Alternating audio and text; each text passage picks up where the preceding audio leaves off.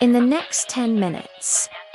We're diving deep into one of Asia's most dangerous flashpoints, the fictional 2025 border war between Thailand and Cambodia.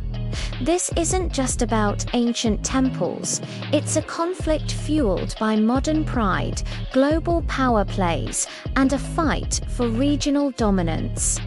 Who fired the first shot? Was it self-defense or a calculated act of aggression?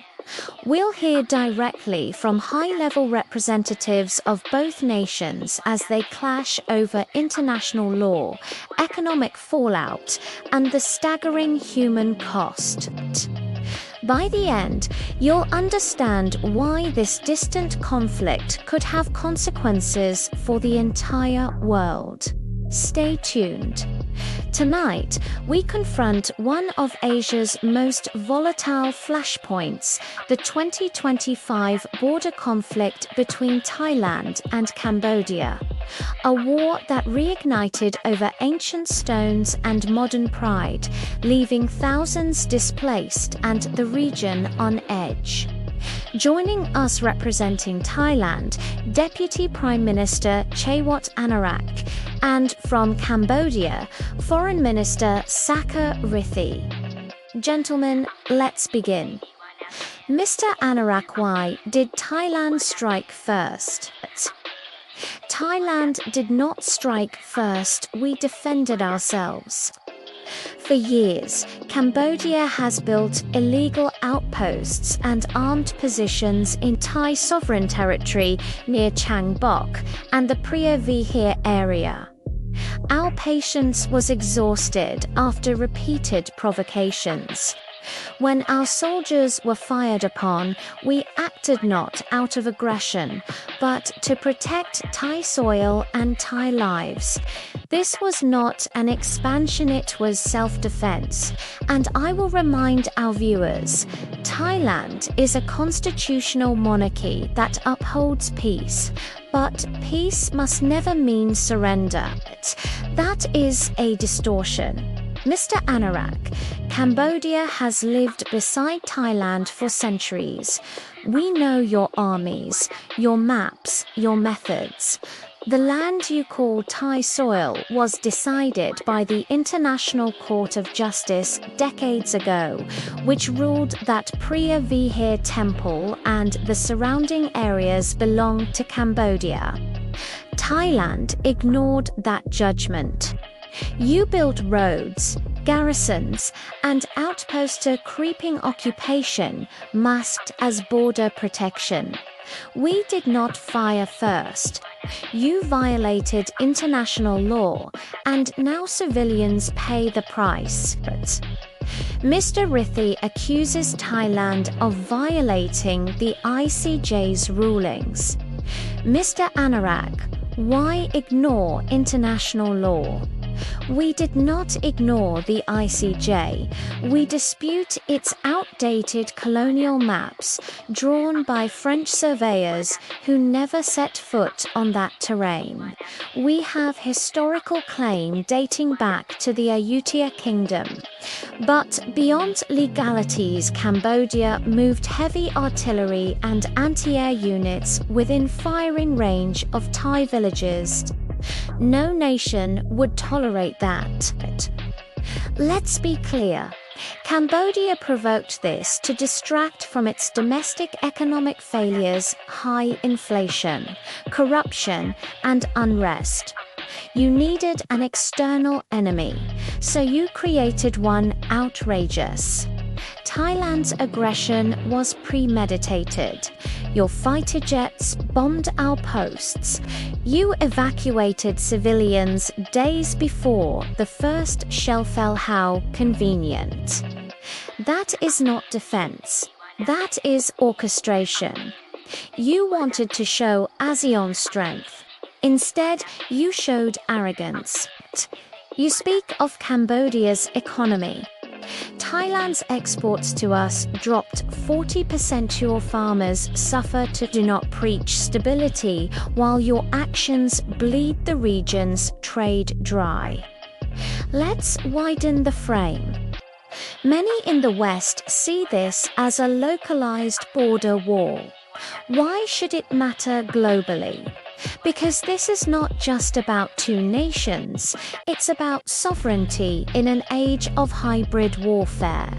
We live in a region where China is expanding its influence, building naval bases, militarizing the South China Sea. Thailand refuses to be bullied by any regional power, including those arming Cambodia. Our intelligence shows Chinese-made drones, Chinese advisors, even financial backing flowing into Cambodian defense. The world should ask, who benefits from a divided ASEAN? Certainly not democracy. How predictable? Blame China. Cambodia has partnerships with many nations, including the US and Japan. But let's not ignore reality. Thailand uses Western weapons, Western training, Western intelligence, yet bombs Buddhist temples and hospitals in the name of order. The West should see this for what it is: a larger nation trying to rewrite borders and control trade routes under the cloak of patriotism. The fighting has displaced more than 180,000 people combined. Markets in both nations are struggling. Is this worth it? No, it is never worth it. Cambodia's rice farmers, border traders, children, they are paying the cost of Thai ambition. Every dollar spent on a missile is stolen from a school. Our plea is for international monitors, peacekeepers, and accountability. We have taken this to the United Nations because we believe law and humanity are stronger than guns. We too mourn every life lost. But peace cannot exist when Cambodia shelters militias that ambush Thai patrols.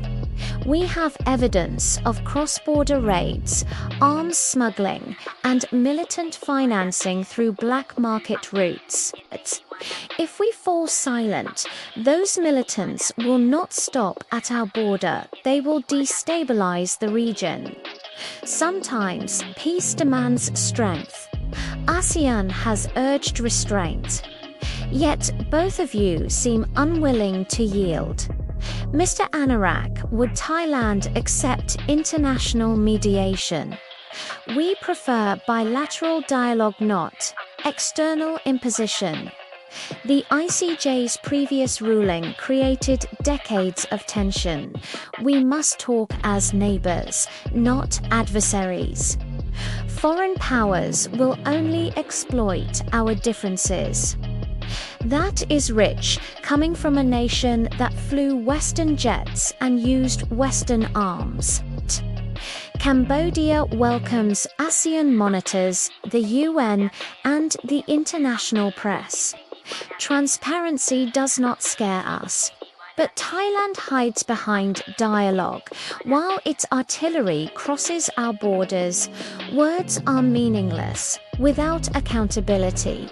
And accountability begins with recognizing who fired first. Minister. The world has satellite images. Cambodia lit the match because your troops built the bonfire. For our Western viewers, why should America, Europe, or global markets care about this war? Because this region, the Thai-Cambodian border, lies near crucial supply chains and maritime trade corridors linking East Asia to the West. Instability here disrupts shipping, raw material flow, and manufacturing.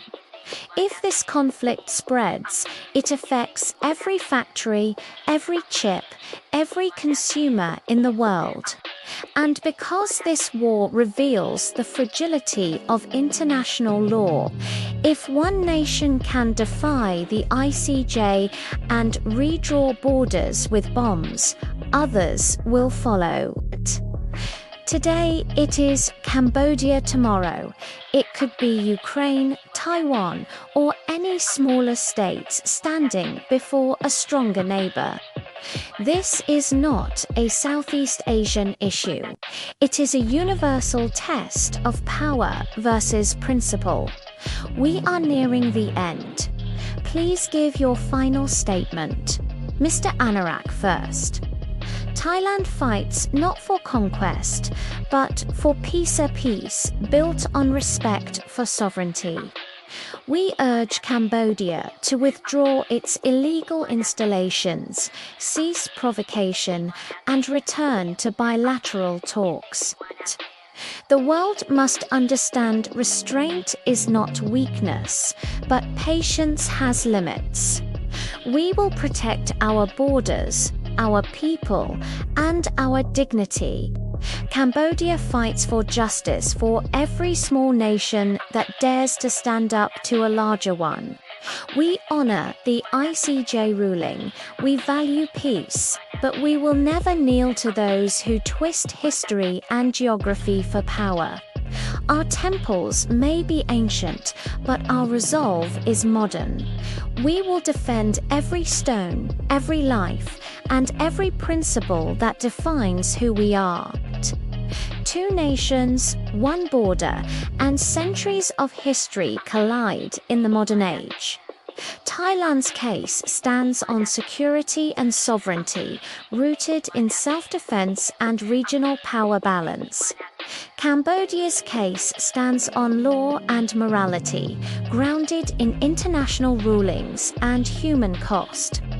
But when measured by clarity, consistency, and evidence, Cambodia's representative makes the more compelling argument to a global audience. He defends not only his borders, but the principle that might must not overrule law. Verdict: Cambodia wins the debate. Yet in truth, both nations lose every time the border bleeds. What did you think of the debate? Who made the stronger case in your opinion? Let us know down in the comments. We read every single one. If you found this breakdown insightful, please hit that like button and subscribe to the channel for more deep dives into global conflicts. Thank you so much for watching, and we'll see you in the next video.